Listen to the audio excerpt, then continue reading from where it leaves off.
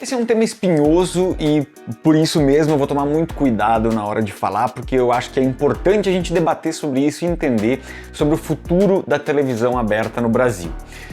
Muitos assuntos deveriam, pelo menos, já ter sido superados, né? Preconceitos, qualquer tipo de coisa nesse sentido, e que foi muito difundido na televisão, nas novelas, nos programas de auditório e tudo mais. Tudo isso foi muito explorado durante muitas décadas e agora, nos últimos anos, a gente tem evoluído e tem avançado muito em vários temas que não devem mais ser abordados dentro da televisão aberta.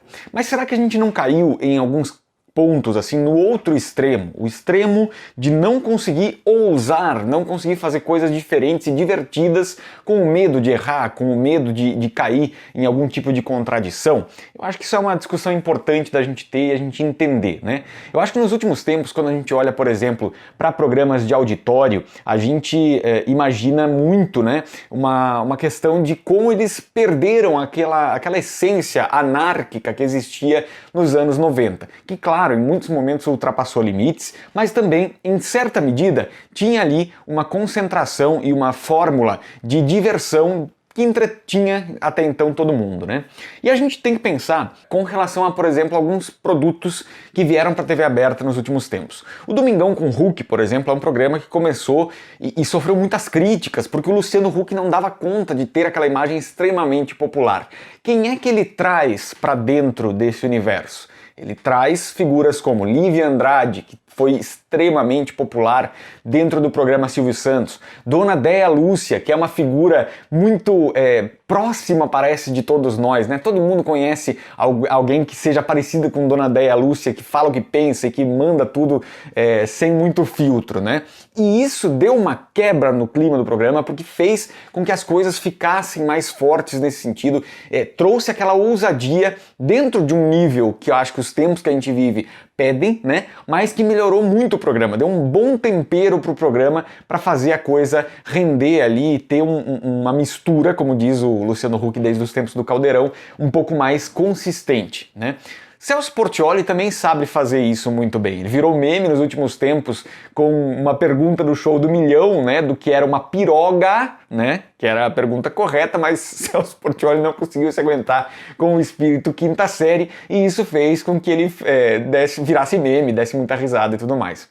Quando a gente pensa, por exemplo, em Dercy Gonçalves na televisão brasileira, e eu postei recentemente um shorts também falando sobre isso, o quanto ela tinha esse espírito anárquico também, e o quanto isso fazia com que se gerasse entretenimento dentro da TV brasileira, também é outro ponto que a gente precisa observar, que a gente precisa entender de que maneira a gente adapta esse tipo de espontaneidade, de autenticidade para a TV atual. Acho que um dos principais problemas, principalmente de emissoras que têm se preocupado muito com a repercussão dos seus conteúdos, como é o caso da Globo, acho que o SBT sempre foi mais anárquico nesse sentido, mas ultimamente não tem conseguido ser tanto, por exemplo, né? De toda forma, tem, por exemplo, A Praça é Nossa ainda é um humorístico que tem um público muito cativo ali nas quintas-feiras à noite e consegue manter esse público tradicionalmente há muito tempo, né?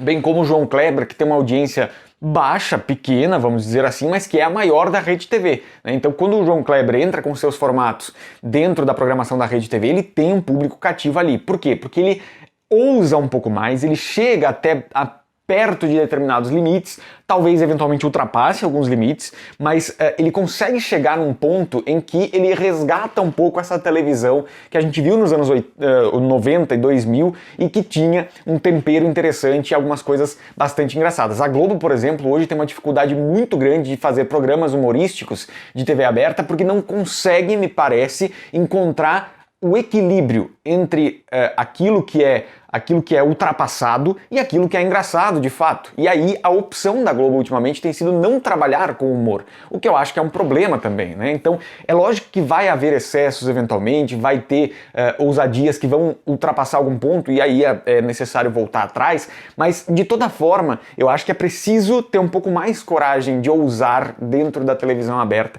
para conseguir alcançar alguns resultados importantes também.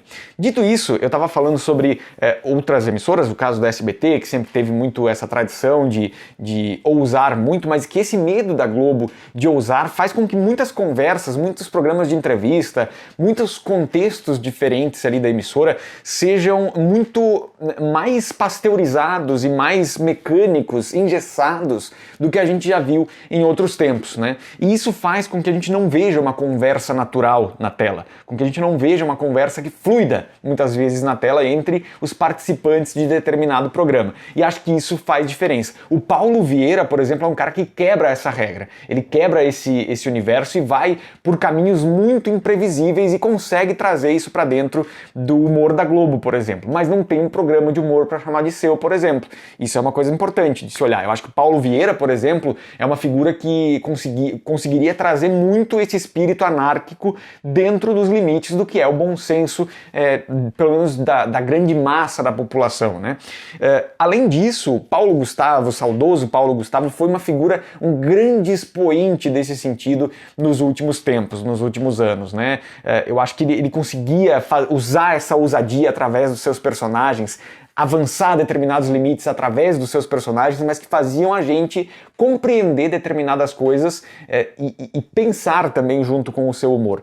Em outros casos, era só entretenimento puro mesmo, era só para dar risada. Então eu acho que são algumas questões que a gente precisa pensar. É lógico, como eu falei no início, a gente não deve voltar a um tempo que estereotipava minorias, estereotipava outras coisas importantes da nossa sociedade e que com isso, e que tripudiava em cima disso para fazer humor. Mas é importante pensar que tipo de receita a gente pode fazer para ser mordaz, para ser irônico, para ser sarcástico, eventualmente dentro de programas de humor ou dentro de um universo de programas de auditório em que todo mundo possa dar risada, todo mundo possa ser incluído e se divertir. Mas isso depende de ousadia também, depende de um tipo de humor que eventualmente vai testar os limites, vai chegar até determinadas bordas e que é necessário para que a gente consiga entender qual é o caminho daqui para frente. Comenta aqui embaixo o que você acha sobre esse assunto, vamos debater sinceramente, de coração, com leveza. Sei que é difícil, mas com leveza esse tema, porque eu acho que é importante encontrar esse equilíbrio,